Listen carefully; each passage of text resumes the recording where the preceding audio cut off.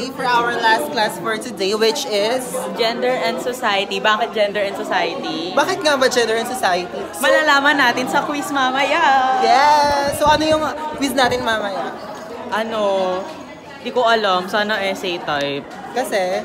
Kasi di ako nag-review. Hindi ka nag-iisa. Naisip ko. Ano masasabi yung last period na ulit? Ayoko. Ha? Charot. Anong masasabi? Bakit? Because I talk to others. Okay. Alam, nag-aagawa na sila ng upuan. Where's my chair? Message me.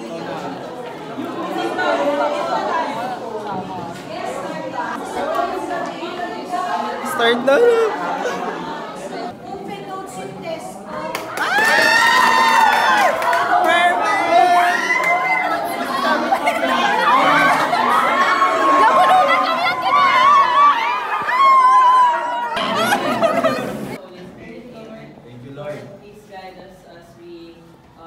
Embark on taking the strength and the patience in going through all of our classes today, and we want to ask for your guidance for our last subject as well as for us going home later. Amen. Amen! 1/4 na yun. So 1/4. Kasi sigurado ito masalayan din sa 5 hours. Tapos test tayo, tama ba? And then it will begin dun sa next round. Presentation. Tama ba yun?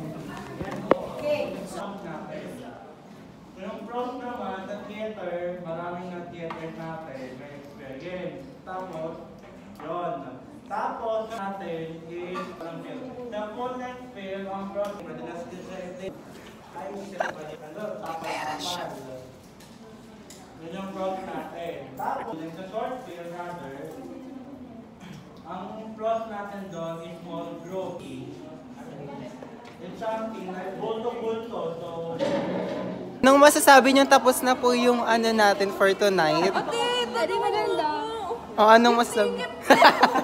Naman sila sabi kapag ganyan. Okay, sumuko ka na. Ano?